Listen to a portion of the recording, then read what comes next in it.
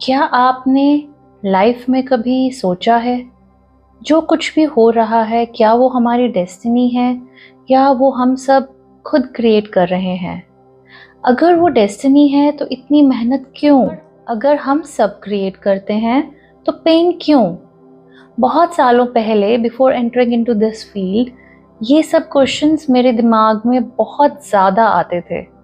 Because normally हम सब अपने अराउंड लोगों को सुनते हैं यही बोलता हुआ कि इट्स डेस्टिनी, ये कर्मा है। आज का ये वीडियो थोड़ा अलग है। Today I am not going to talk like a therapist or a psychologist. I just want to talk to you like an healer.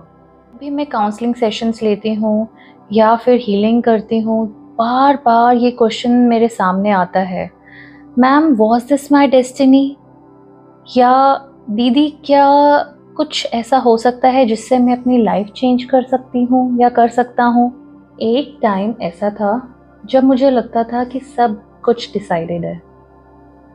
And when I started my healing journey, उस time ऐसा लगता था no, manifestation से बहुत कुछ create हो सकता है। But when I started learning psychology, subconscious healing, and then I realised that there is a big relation between Indian mythology, scriptures and कहीं ना कहीं इसका आंसर उन सब के बीच में लाई करता है।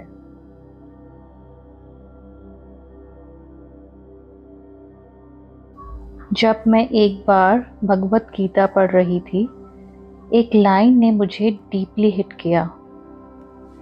कर्मण्ये वधिकारस्ते मा फलेषु कदाचन मा कर्मा फला हेतुर भूर्मा ते संगोस्त्वाकर मनी।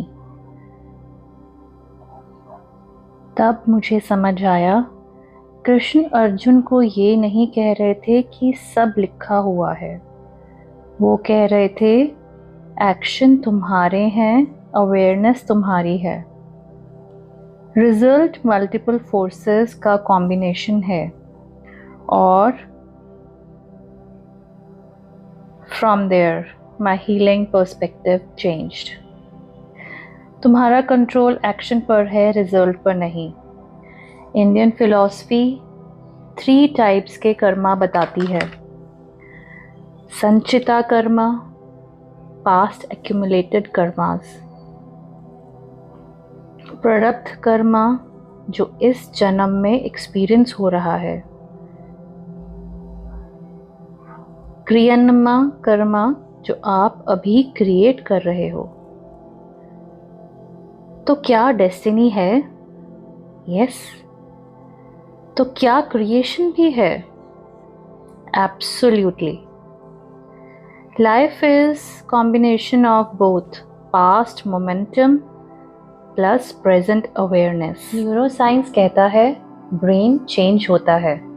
न्यूरोप्लास्टिसिटी कहता है अगर हम रिपीटेड थॉट पैटर्न्स चेंज करें तो हम वायरिंग चेंज कर सकते हैं। एपिजेनेटिक्स बताता है कि जीन्स भी फाइनल फेट नहीं है। इसका मतलब आपका पास्ट पावरफुल है लेकिन परमानेंट नहीं है। न्यूरोसाइंस कहता है ब्रेन चेंज हो जाता है।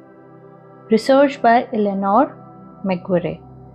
ईयर 2000 में यूनिवर्सिटी कॉलेज लंदन की स्टडी ने प्रूव किया कि लंदन टैक्सी ड्राइवर्स के ब्रेन का memory part hippocampus physically grow हो गया था बिकॉज ऑफ रिपीटेड नेविगेशन, क्योंकि उन्हें 25,000 से ज़्यादा रूट्स याद रखने पड़ते हैं। एक और रिसर्च हुई जो meditation brain changes at Harvard study bye सारा लजार। हार्वर्ड मेडिकल स्कूल की रिसर्च ने दिखाया कि सिर्फ 8 वीक्स की मेडिटेशन से ब्रेन का स्ट्रेस सेंटर श्रिंक हो गया और अवेयरनेस सेंटर थिकन हो गया। ये बहुत पावरफुल विजुअल प्रूफ है।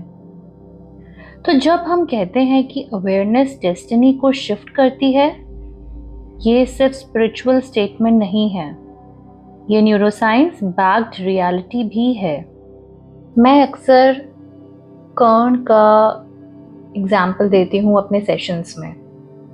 उसका बर्थ डेस्टिनी थी, उसका रिजेक्शन डेस्टिनी थी, पर लेकिन उसकी ईगो अटैचमेंट, उसकी वुंडेड लॉयल्टी, वो सब उसके अनकॉन्शियस माइंड की चॉइस थी, क्योंकि वो उसकी क्रिएशन थी।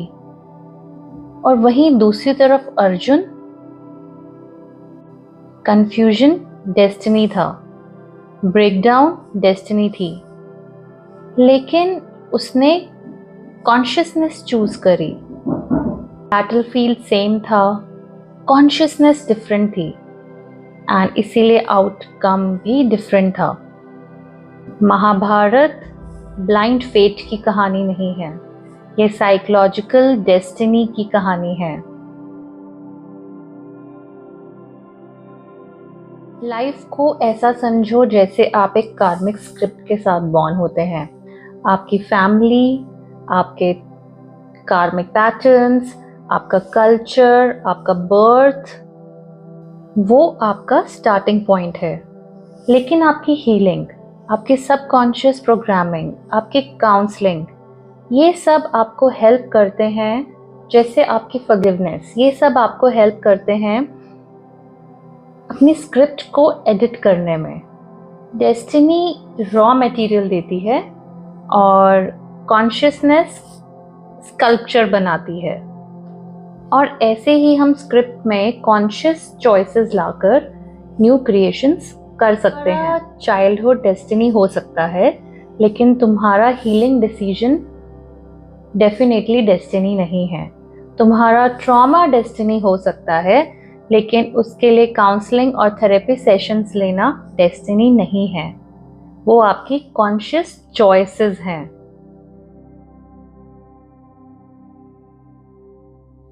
क्यों लोग कहते हैं कि सब कुछ लिखा हुआ है? जब इंसान हेल्पलेस फील करता है, अपने ट्रॉमास को हील नहीं करना चाहता, डिस्कस नहीं करना चाहता विद अ रिकॉग्नाइज्ड हीलर और वेरीफाइड साइकोलॉजिस्ट, एंड अपनी रिस्पॉन्सिबिलिटीज नहीं लेना चाहता, तब उसके लिए एक बहुत ईजी है ये बोलना कि सब कुछ लिखा हुआ है। तो उसके लिए ईजी हो जाता है ये कहना कि यही मेरा भाग्य है। बट इंसान जब सब कुछ कंट्रोल ड्रिवन होता है, एंड जब ईगो ही उसका एक सेंटर पॉइंट होता है, तो डेफिनेटली वो ये कहता है सब कुछ मैंने क्रिएट किया है, आई एम द क्रिएटर। तो सच क्या है? It's all about balance. इस बैलेंस का नाम है अलाइंड एक्शन। तो कभी हम सब कुछ भाग्य पर छोड़ देना चाहते हैं, तो कभी हम सब कुछ कंट्रोल कर लेना चाहते हैं, क्योंकि सरेंडर करना मुश्किल है। एंड जब हम अपने आप से ये कहते हैं कि जो मैं कंट्रोल कर सकती हूँ, मैं उसी पे कॉन्शियसली अपने एक्शंस लूँगी। जैसे मेरा पर्सपेक्टिव दूसरों की तरफ, मेरे अपने एक्शंस, मेरी अपनी इमोशनल रिस्पॉन्सेस, मेरी अपनी हीलिंग, मेरे अपना काउंसलिंग सेशंस एंड थेरेपीज। पर जो चीज़ें हमारे कंट्रोल में नहीं हैं, जैसे दूसरों का बिहेवियर मेरी तरफ या किसी सिचुएशन की तरफ, बर्थ, पेरेंट्स, हमारा चाइल्डहुड, सो हमारे उन चीज़ों को लेट गो करना एंड उसे ग्रेसफुली एक्सेप्ट करना इज ऑल अबाउट बैलेंस। आज इतने सालों के एक्सपीरियंस के बाद, क्लाइंट्स के काउंसलिंग सेशंस लेने के बाद, अपनी लाइफ ऑब्जर्व करने के बाद, मैं ये एक चीज़ ज़रूर कहती हूँ, destiny gives you circumstances and consciousness give you direction. जैसे भाग्य हमें सिचुएशंस देता है, अवेयरनेस हमारे आउटकम्स को शिफ्ट करता है।